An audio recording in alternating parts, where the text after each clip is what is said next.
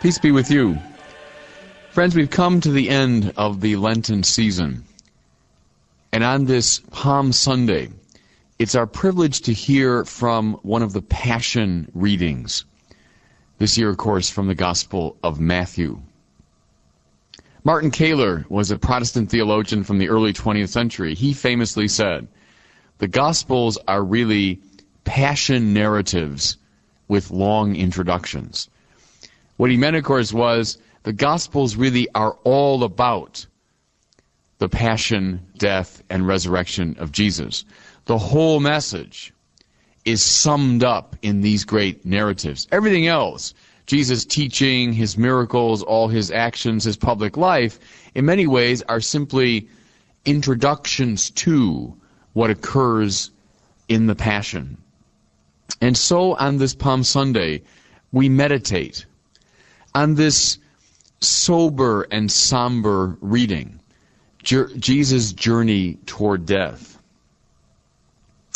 I think what you see especially clearly in Matthew is that Jesus is the one who journeys into the far country. Into the far country of sin, of human dysfunction, of all that separates us from the love of God. Keep in mind, throughout the Gospels, Jesus is the friend of sinners. I've not come for the healthy, I've come for the sick.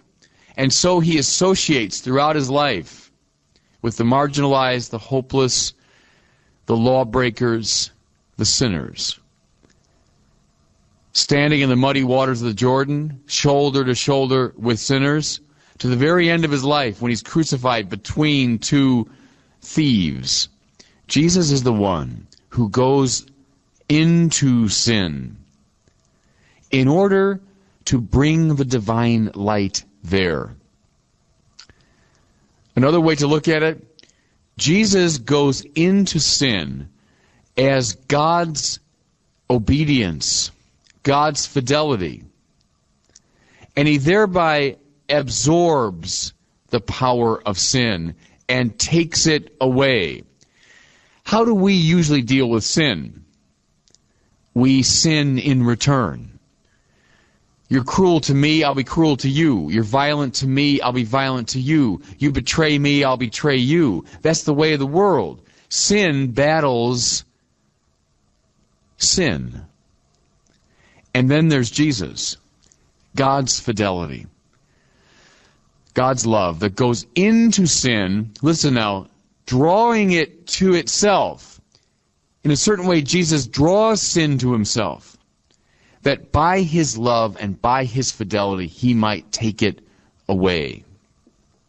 Therefore, what you see in Matthew's Passion is a kind of symphony of sin. Almost all forms of human dysfunction are on display. And it's into that far country, into that cacophony of sin that Jesus goes. How does Matthew's account of the Passion open up? It opens up with a clear statement of Judas's betrayal.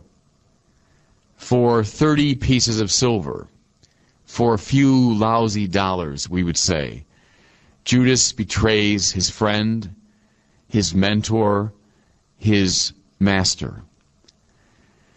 In Dante's Divine Comedy, traitors are placed at the very lowest point in hell. Dante saw betrayal as the greatest of sins. Turning your back on your friend, betraying your friend out of self-interest for the sake of money. There's something especially grimy about that sin.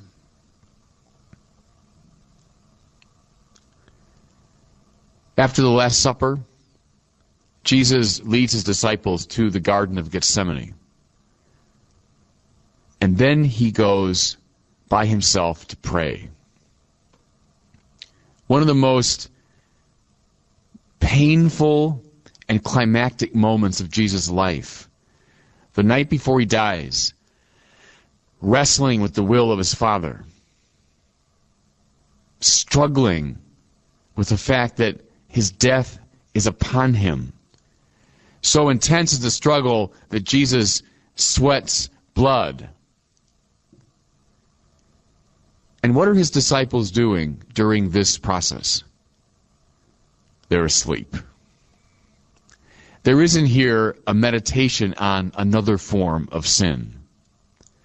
Karl Barth said, the greatest of the deadly sins is sloth, spiritual laziness.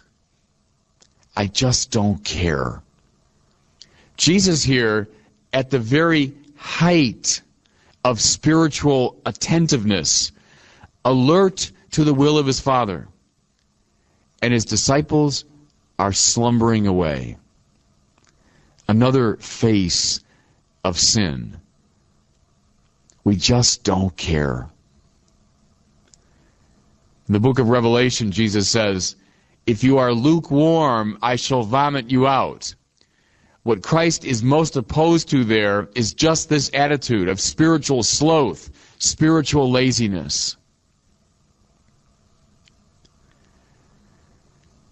Then they come to the garden, Judas and the temple guard, armed with swords and clubs, the gospel says. Whom have they come for? The Prince of Peace, the one who said, resist not evil. If someone strikes you on the one cheek, turn and give him the other. Love your enemies. Bless those who curse you. Pray for those who maltreat you. Christians, that was a message from another world. That was the heavenly message. Who comes to the garden now, led by Judas? All the powers of the world, playing their usual game. Into the Garden of Gethsemane comes violence, the ways of violence, the way the world of sin has customarily ordered itself. Whether I'm talking about Babylon or Greece or Rome or Napoleon or Stalin, the way the sinful world orders itself is through violence. And so into the garden they come, armed with swords and clubs. In all of the confusion, one of Jesus' disciples cuts off the ear of the high priest's slave. That's a beautiful spiritual symbol. What does violence do? Violence cuts off communication. In violence, no one is listening. Nobody is speaking.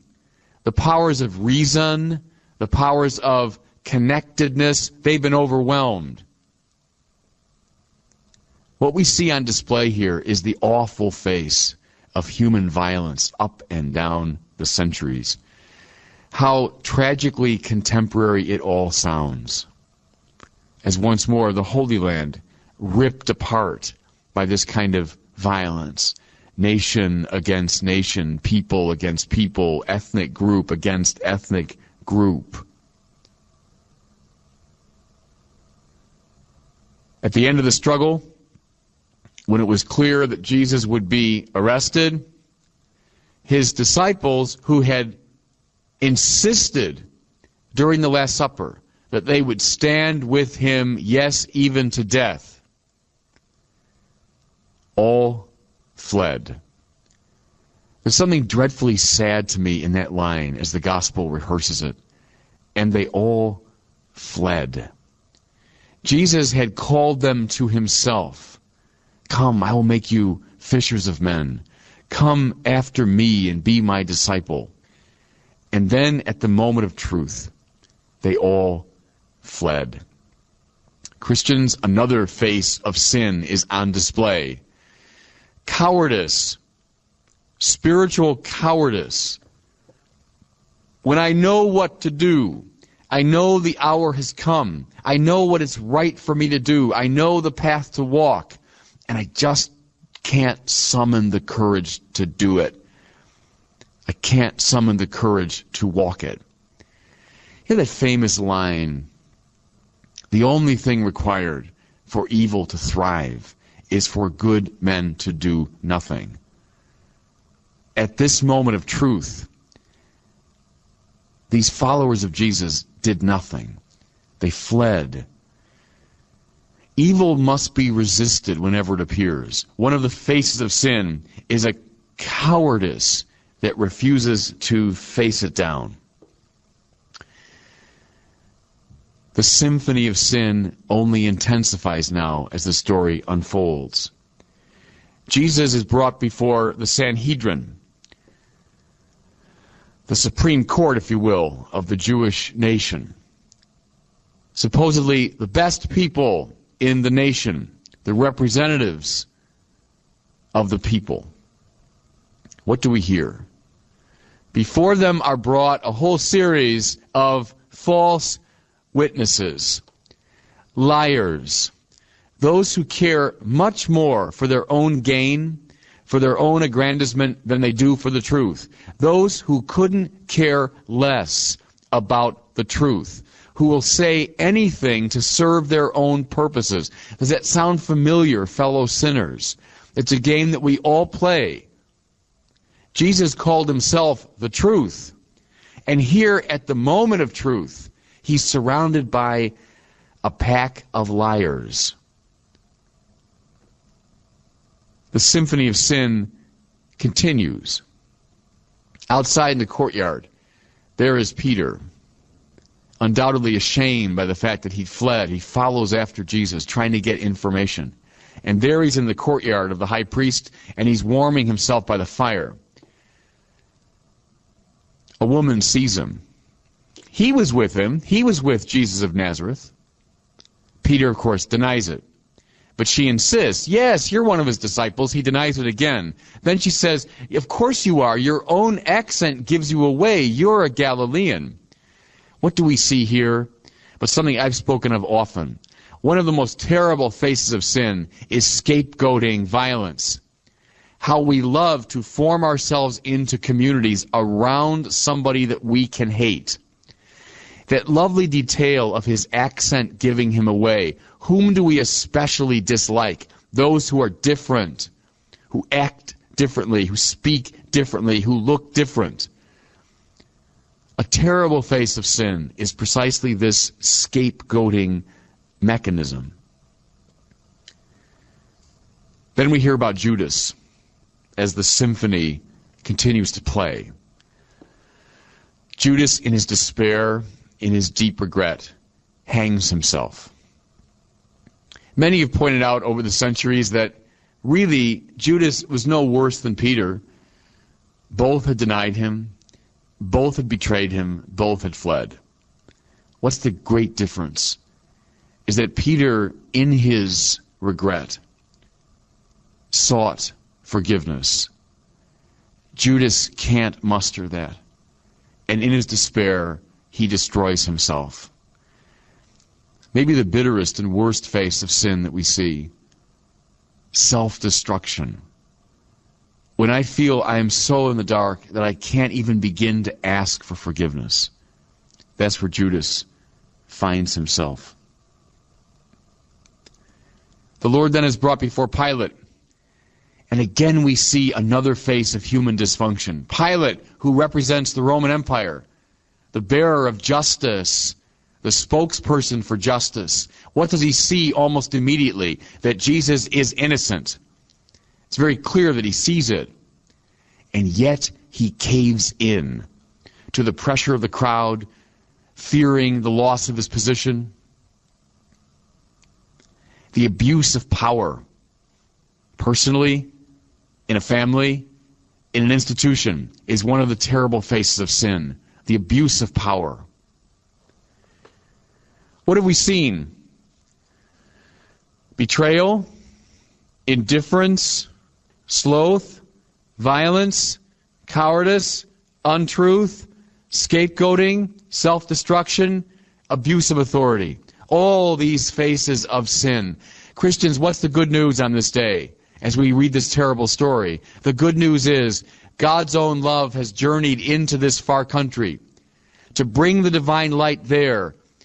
He doesn't hate sinners. He journeys into their world. And then by his truth and his love, he absorbs the sins of the world.